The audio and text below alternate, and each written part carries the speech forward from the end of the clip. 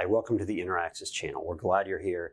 We're still talking about mortgages in Web3. We went through the idea of how a mortgage works in the traditional setting today and how Web3 crypto DeFi might help make more efficient, where we might see some of these tools come in that help the idea of a mortgage. And we went with a mortgage, remember, because most people know about them. It's something that is very important to the country. And ironically, the mortgage crisis, the mortgage meltdown, whatever we want to call it, led to the Great Recession, which kind of led to the idea of Bitcoin, which led us to DeFi and Web3, where we are today.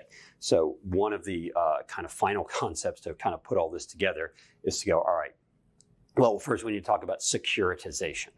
Securitization actually, was one of the main culprits. Securitization, I think I got that right. But what it means is the bank loans me money, right? So here's the bank to Adam's family. So I have a loan where I'm paying interest, right? And the bank has my home as collateral. This is the collateral on that loan. They have all this information about me, my credit score, my employment history, all this information about me. Now, what they're going to do is take this loan right here. They're going to package that up with, possibly hundreds of other loans that look similar to it, including mine. Mine's going to get thrown in there, and they're going to make a security out of that. And what they're going to do is take this whole package of hundreds of loans, including mine, and they're going to sell that to some investor as a security, or an investor or a group of investors. But they're going to create a security out of this. So this investor is going to buy this and a bunch of other loans from the bank. And what does the investor get in return? They get interest, right? They get paid interest for their money. They feel comfortable because they have the collateralization of all those homes. They feel comfortable because they've diversified. They haven't made a loan to one or two or three people. They're essentially making loans to hundreds of people, such that maybe a few of them default and they get to take back that collateral of those homes and sell them. But most people do not default. And remember, if we go back to the mortgage crisis, that was a big problem, was homes were being loaned to people that really didn't have the ability to repay them. And as soon as the value of the homes went down, and as soon as those rates, those adjustable rate mortgages went up, people weren't able to pay anymore, and people lost jobs they weren't able to pay. And so what these investors got or these securities were no longer well rated, and they started to fail because too many people defaulted on their loans, and the homes were actually worth less than the collateralization rate that they had. Anyway, so the banks will create a security out of all these homes and sell them to an investor, right? That's what securitization is, and that's how banks offload some of their risk. So in that sense, the bank is kind of like an asset manager, an asset aggregator. They aggregate a bunch of assets, which are these loans, this income that's going to come in, and then they go package all that up and sell that book of loans to some other larger investor or group of investors that then just wants the income from it and is willing to take that on. And the investor looks inside and says, what type of loans? These are all loans from people who have super high credit scores and have really good income, and the homes are all worth $500,000 or more. This is our A+ package. And people that have lower credit scores and the homes aren't worth as much, that's our B package, and that's how they package them up. Now, that's how securitization works. That's how banks, again, offload a lot of their risk and do a lot of their jobs. So let's kind of put all this together and see how this works now, or this could work in the future, and see where we think mortgages may be going. So let's go back to my assumption that maybe at some point, this home that the bank has lent me, this home is represented by an NFT. So this is my home represented by an NFT on some sort of public blockchain. Now remember, there's all sorts of information about this NFT. So this is going to have the appraisal value of the home. It's going to have information about any updates that have been done to the home. And it's going to be essentially controlled by Adam's wallet and the bank wallet. And again, I'm just guessing that that's what's going to happen. So this is the bank wallet. Okay, and it represents this NFT. Now, the bank can also create an NFT or a token, an NFT that represents the loan they made to me.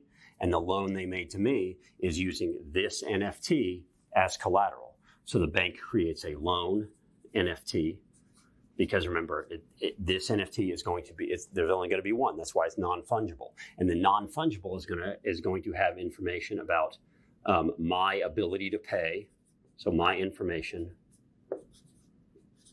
and it's going to have information about the home.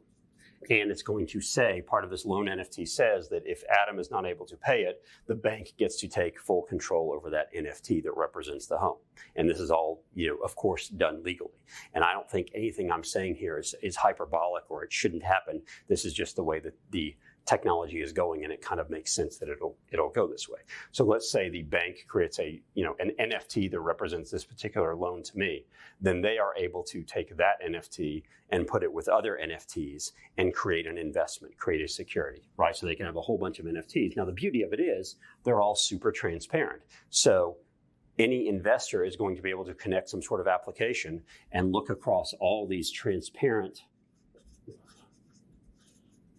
NFTs, looking across all the transparencies and figure out if they want to invest. They can even piece together and go, look, this bank has hundreds of different NFTs, hundreds of different loan NFTs. We're going to pick 50 of them and buy them all at once. And they don't have to wait for the bank to package them up nicely. They go, look, here are the ones we want. We've already connected our app. We've found these 50 that fit our criteria. And remember, going back to zero knowledge proofs, they don't have to know everything about me or my employment history because the bank never got that information, right? All they know is I fit the criteria.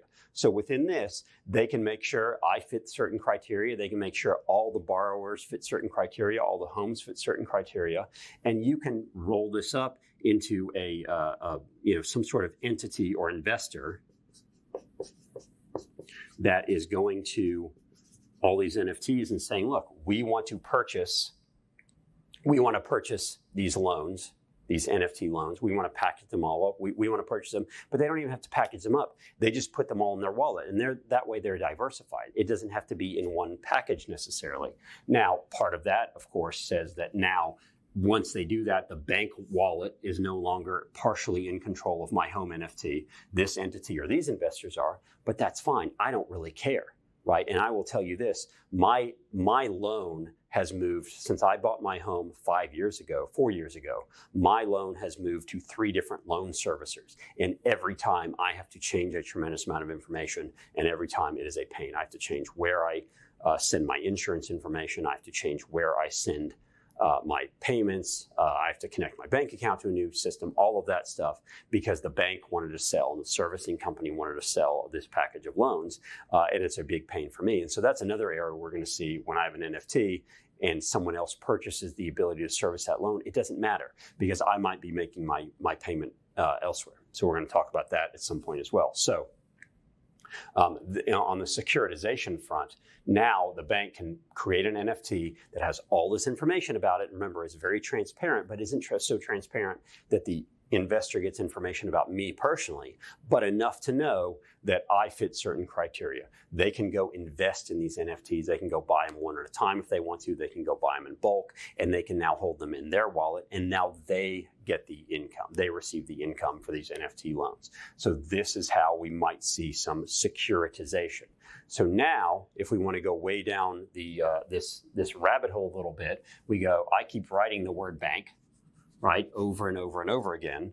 But once we've done all this information on chain, why can bank not be replaced with the word protocol? Why can't this be a DeFi protocol that does all this? Because reading my information and determining if I fit the bill, if I fit the criteria, is done on chain and programmatically. The value, the appraisal of the home is done programmatically. The home is represented by an NFT that's on chain. So that collateral is created programmatically. So why can't a protocol be the one to lend me the money, right? And if the protocol is the one to lend me the money, that means that you have liquidity providers here basically providing liquidity, saying, look, we're going to put money into a pool. This pool is going to use algorithms, is going to use whatever we write in the protocol to say, we are willing to lend money to these people to people who want to buy for a home, and most of the information can be found on chain. They're going to connect their identities, and most of it can be found on chain. And then these liquidity providers in this pool are going to the pool is essentially going to own the NFT, going to be a part of this NFT. They're going to create an NFT that represents my loan, and then that might get sold to another pool. There might be another pool that goes in and says, look, we're going to buy these from you because we want the income now. And so this liquidity pool gets more cash in it and could go make more loans. That might be the direction we go. So I think this is really important to talk about the securitization aspect, because right now banks have to package them up as securities, and it's a monster business to securitize loans, to securitize mortgages like this. Is a monster business, obviously. But what if all that was taken out, as we've seen so often in decentralized finance? What if so much of that is taken out and put into these liquidity pools, such that anyone in the world essentially can be investing in some of can be getting into some of these investments, but do so in a way that they feel relatively safe, because it's so transparent, because we can write code that's going to look at all this information about identity and about the home, the value, the updates, the appraisal, everything that goes with it. And in the background, I don't really care. I don't care who is, quote, owning my NFT or servicing it, because I'm just going to make the payments. It doesn't matter who I make the payments to. I'm not going to have to make that change, because it's all going to be done with wallets. So that's a little bit about, again, with securitization and how that might be impacted. And the important part here is we might be able to take the word bank out of the equation and add a protocol here and say, look, I'm going to get a home loan at some point from a protocol and not from my bank, because a protocol is going to be able to create all the code. We're going to have all the transparency we need. We're going to have the entire process down. And in so doing, I might be able to close on buying a home with my family inside of a week. It might not take me very long at all. Right now, it's a 30 to 45 day process for all of this to be verified, but it doesn't have to be, because we have blockchains. We have transparent blockchains. We have NFTs that can represent ownership. We have all the technology there to make it to where the process of buying a home can take a week instead of 30 to 45 days. Hope you enjoyed this video. Hope to see you in the next one.